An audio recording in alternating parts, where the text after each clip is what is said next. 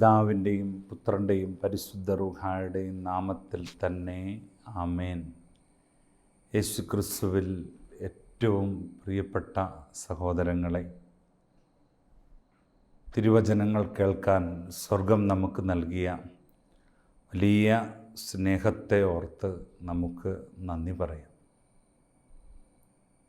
ഞാൻ ഈ ദിവസങ്ങളിൽ ഇങ്ങനെ ചിന്തിച്ചുകൊണ്ടിരിക്കുകയായിരുന്നു. സത്യത്തിൽ നമ്മളെയൊക്കെ ദൈവം ഈ ഭൂമിയിൽ സൃഷ്ടിച്ചത് ദൈവത്തിനു വേണ്ടിയാണ്.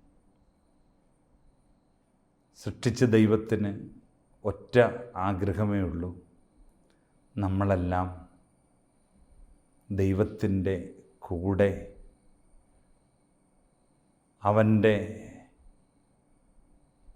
മകനായി മകളായി കൂടെ ഈ ഭൂമിയിൽ ജീവിച്ച് സ്വർഗത്തിൽ ദൈവത്തോട് ഒത്ത് ആയിത്തീരണമെന്നുള്ളത്.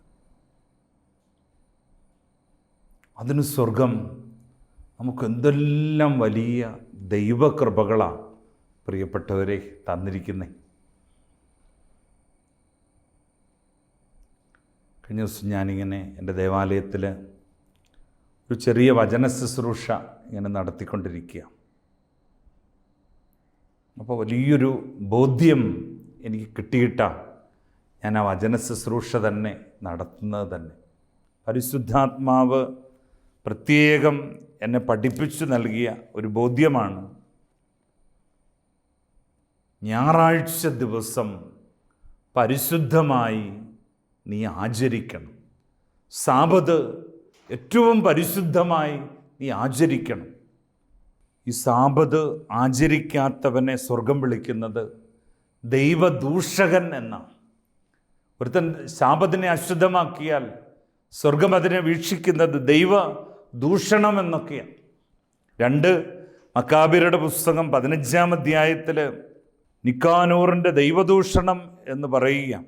അപ്പോൾ ജനം പറയുകയാണ്, സർവദർശിയായവൻ ആദരിച്ച് ശുദ്ധീകരിച്ച് മറ്റു ദിനങ്ങൾക്കുപരി ഈ ദിവസത്തെ നീ പൂജ്യമായി കരുതണം എന്ന് പറഞ്ഞപ്പോൾ അയാൾ ചോദിച്ചതാണ്. അപ്പോൾ ആ അഭിശബ്ദൻ അവരോട്, സാബത്ത് ദിനം ആചരിക്കാൻ കൽപ്പിച്ചിട്ടുള്ള ഒരു രാജാവ് സ്വർഗത്തിലുണ്ടോ?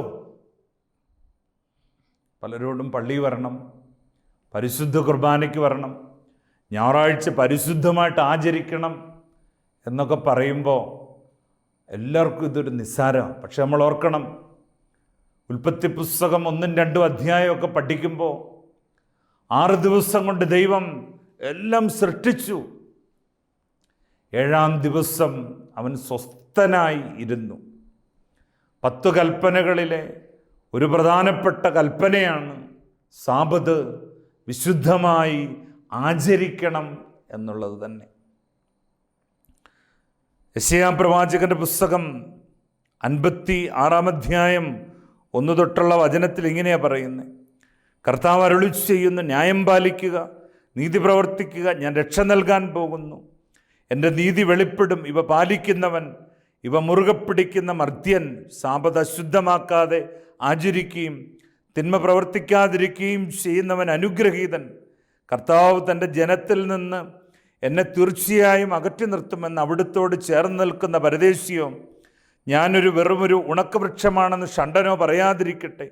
കർത്താവ് അരുളി ചെയ്യുന്നു, എൻ്റെ സാബത്ത് ആചരിക്കുകയും എൻ്റെ ഹിതം അനുവർത്തിക്കുകയും എൻ്റെ ഉടമ്പടിയോട് വിശ്വസ്തത പുലർത്തുകയും ചെയ്യുന്ന ഷണ്ടന്മാർക്ക് ഞാൻ എൻ്റെ ആലയത്തിൽ മതിലുകൾക്കുള്ളിൽ പുത്രീപുത്രന്മാരെക്കാൾ ശ്രേഷ്ഠമായൊരു സ്മാരകവും നാമവും നൽകും.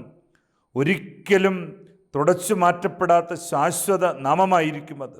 എന്നെ സേവിക്കാനും എൻ്റെ നാമത്തെ സ്നേഹിക്കാനും എൻ്റെ ദാസരായിരിക്കാനും എന്നോട് ചേർന്ന് നിൽക്കുവാനും സാബത്ത് അശുദ്ധമാകാതെ ആചരിക്കുകയും എൻ്റെ ഉടമ്പടിയോട് വിശ്വസ്തത പുലർത്തുകയും ചെയ്യുന്ന പരദേശിയും ഞാൻ എൻ്റെ വിശുദ്ധഗിരിയിലേക്ക് കൊണ്ടുപോകും. എൻ്റെ പ്രാർത്ഥനാലയത്തിൽ അവർക്ക് സന്തോഷം നൽകും. അവരുടെ ദഹന ബലികളും മറ്റു ബലികളും എൻ്റെ ബലിപീഠത്തിൽ സ്വീകാര്യമായിരിക്കും. എൻ്റെ ആലയം എല്ലാ ജനതകൾക്കുമുള്ള പ്രാർത്ഥനാലയമെന്ന് അറിയപ്പെടും. അപ്പോൾ ഇതൊരു വലിയ ദൈവകൽപ്പനയാണ് പ്രിയപ്പെട്ടവരെ. പക്ഷേ ഇന്ന് ക്രിസ്ത്യാനി മറന്നുപോയ ഒരു പ്രധാനപ്പെട്ട സംഗതിയായത്. കൊറോണ എന്ന ഒരു മാരക വിപത്ത് നമ്മളോർത്തേ, 2 വർഷം നമ്മുടെ ദേവാലയങ്ങളെല്ലാം പൂട്ടിയിട്ടു. ഇനി 2 വർഷം കഴിഞ്ഞപ്പോൾ ഇപ്പോൾ എല്ലായിടത്തും എല്ലാ ആഴ്ച വിട്ടു. അവസാനം നമ്മളോർത്തേ, ആകെ ബ്ലോക്ക് ചെയ്യപ്പെട്ടതിൻ്റെ പ്രധാനപ്പെട്ട തലമെന്ന് പറയുന്നത് നമ്മുടെ ദേവാലയങ്ങളും നമ്മുടെ പരിശുദ്ധ കുർബാനയൊക്കെ മാത്രമാണ്. നമ്മുടെ മക്കൾ വീട്ടിലിരുന്ന് തോണ്ടി തോണ്ടി തോണ്ടി ഇന്ന് ലോകത്തിലെ സകല മ്ലേച്ഛതയുടെ കുഴിയിലേക്കും മാറിപ്പോയിരിക്കുക. 2, 3, 4 മണി വരെ കിടന്നുറങ്ങുന്നു.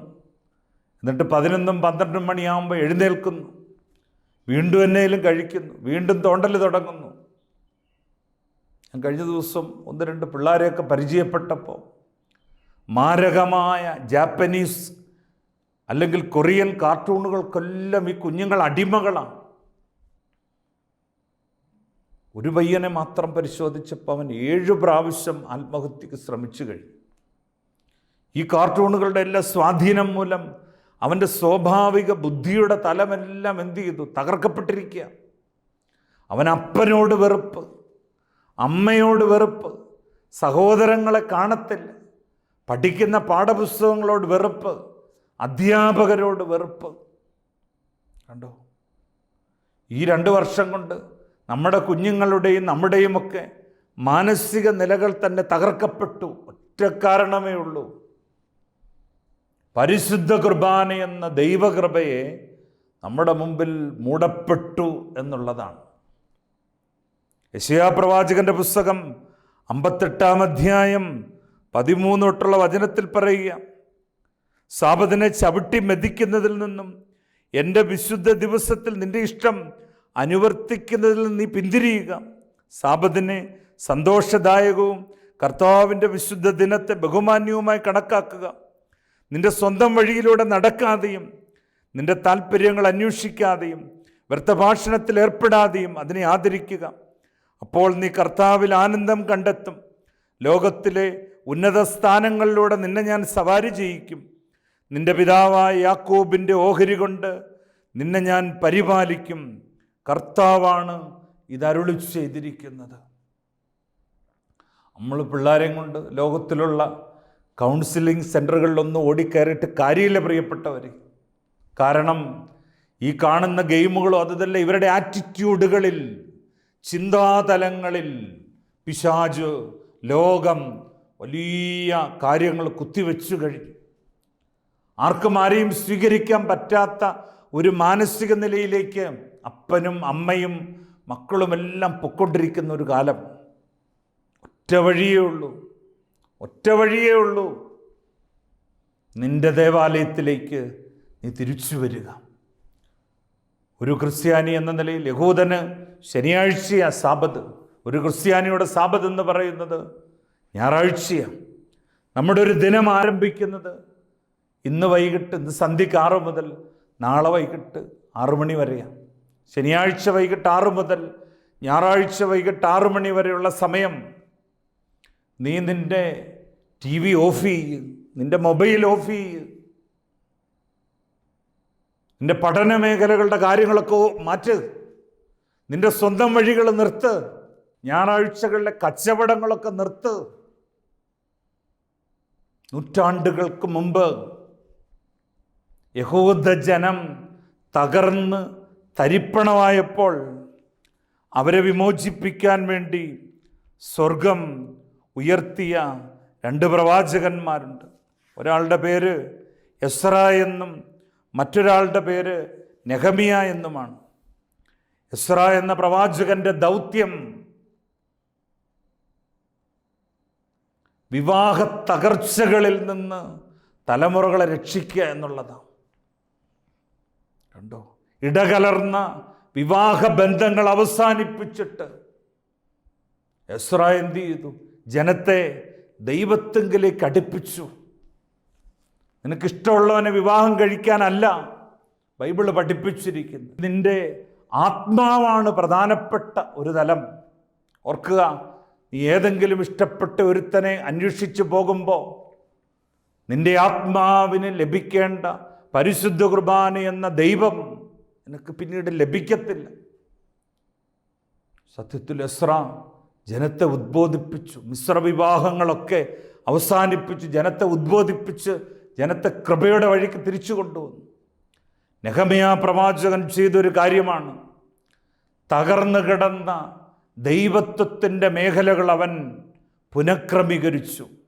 അവൻ പുനഃക്രമീകരിച്ചതിൽ ഏറ്റവും പ്രധാനപ്പെട്ട ഒരു കാര്യമാണ് കർത്താവിൻ്റെ ദിനം പരിശുദ്ധമായി ആചരിക്കാൻ അവൻ ജനത്തെ കൊണ്ട് പ്രതിജ്ഞ എടുപ്പിച്ചു.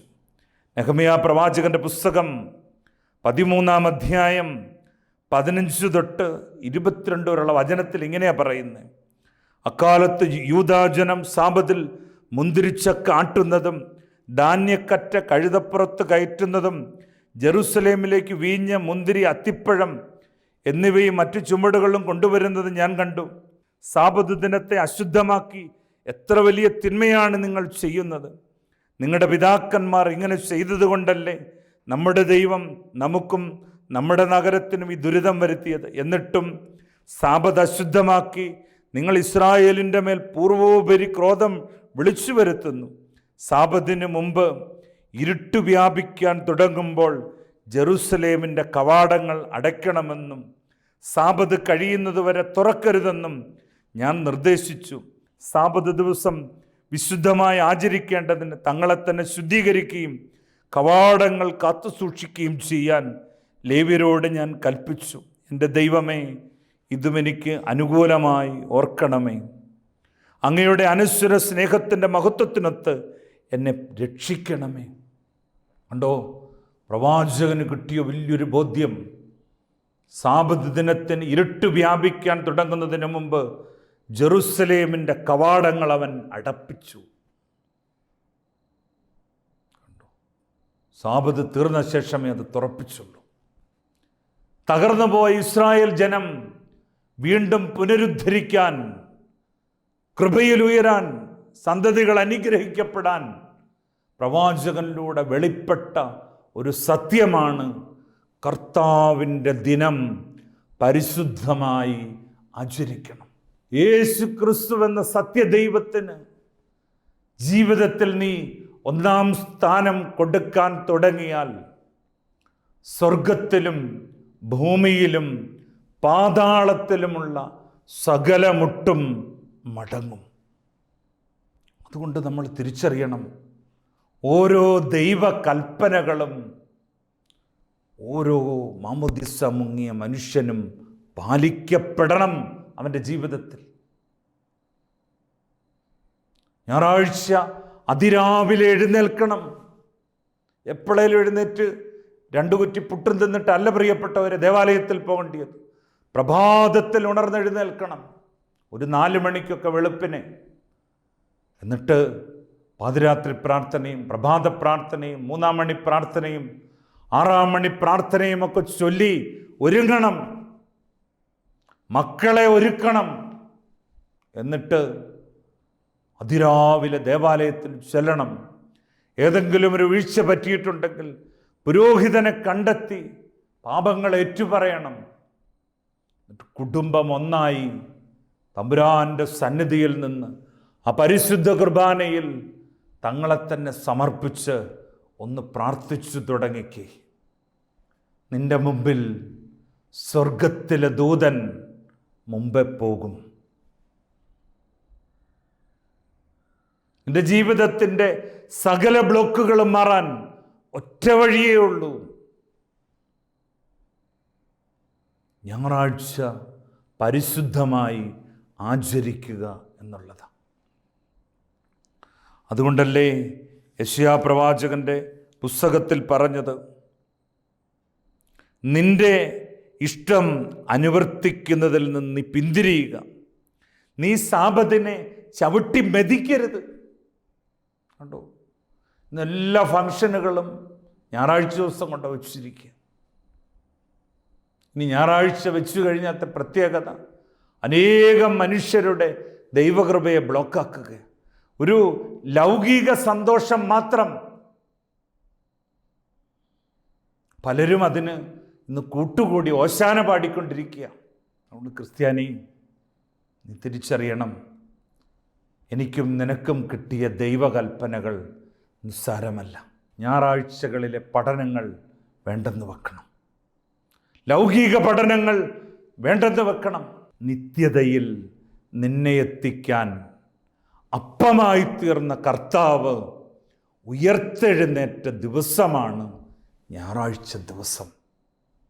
ആ ഞായറാഴ്ച ദിവസത്തെ, എൻ്റെ ദൈവത്തിൻ്റെ ദിവസത്തെ ഒന്ന് പരിശുദ്ധമായി ആചരിച്ച്, പരിശുദ്ധ കുർബാന പൂർണ്ണമായിട്ട് അർപ്പിച്ച്, പരിശുദ്ധ കുർബാന സ്വീകരിച്ച് സ്വസ്ഥവും ശാന്തവുമായി അന്നത്തെ ദിവസം വിശുദ്ധമായിട്ടൊന്ന് ആചരിച്ച് തുടങ്ങിക്ക്.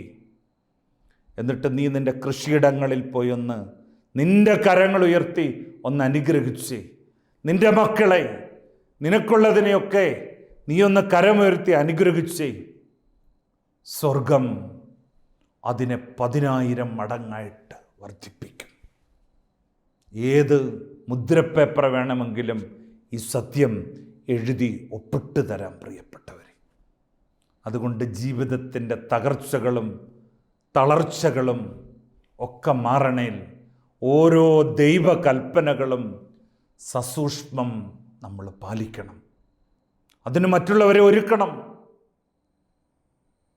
കുരുത്തോല കയ്യിലേന്തി ഓശാന ഞായറാഴ്ച വീട്ടിലേക്ക് പോകുന്ന ക്രിസ്ത്യാനി, നീ കൈ പിടിച്ചിരിക്കുന്ന ഒരു കുരുത്തോല ഒരു രക്തസാക്ഷിയെയാ സൂചിപ്പിക്കുന്നേ. കുരുത്തോല കയ്യിലേന്തി വീട്ടിലേക്ക് പോകുന്ന നീ അന്ത്യനാളിൽ ധവളവസ്ത്രം ധരിച്ച്, വെളിപാടാറിലും വെളിപാട് 7 ഒക്കെ പറയുന്നത് പോലെ, സ്വർഗത്തിൻ്റെ കുരുത്തോല നാളെ കൈകളിൽ എന്തണ്ടിയ ഒരു വിശുദ്ധനാ നീ. നീ ഈ മണ്ണിൽ ജീവിച്ചു മാത്രം മരിച്ച് നശിക്കാനുള്ള ഒരുത്തനല്ല. വലിയ ബോധ്യങ്ങൾ നമ്മളിൽ ഉണരട്ടെ, വലിയ ബോധ്യങ്ങൾ നമ്മളിൽ ഉണരട്ടെ. ദൈവത്തിൻ്റെ സ്നേഹത്തെ, അവൻ്റെ ഓരോ ദൈവകൽപ്പനകളും പാലിച്ച് മുന്നേറാൻ നമുക്ക് പരിശ്രമിക്കാം, പ്രാർത്ഥിക്കാം. ഓ ദൈവമേ, ഈ തിരുവചനം കേട്ടുകൊണ്ടിരിക്കുന്ന എല്ലാവരുടെ മേലും സാബത്തിനെ വിശുദ്ധമായി ആചരിക്കാനുള്ള ഉന്നതമായ ദൈവകൃപകളും അഭിഷേകവും അനുഗ്രഹവും കൊണ്ട് നിറയ്ക്കുവാൻ, ഇവരുടെ ഹൃദയം ആക്ട് 16:14 തുറക്കാൻ, ഇവരുടെ മനസ്സ് ലൂക്കോസ് 24:45 തുറക്കാൻ, ഇവരുടെ കണ്ണ് ലൂക്കോസ് 24:36 തുറക്കാൻ കൃപ വർഷിക്കണമേ, അനുഗ്രഹിക്കണമേ. പിതാവിൻ്റെയും പുത്രൻ്റെയും പരിശുദ്ധ റൂഹായുടെയും നാമത്തിൽ തന്നെ. ആമേൻ.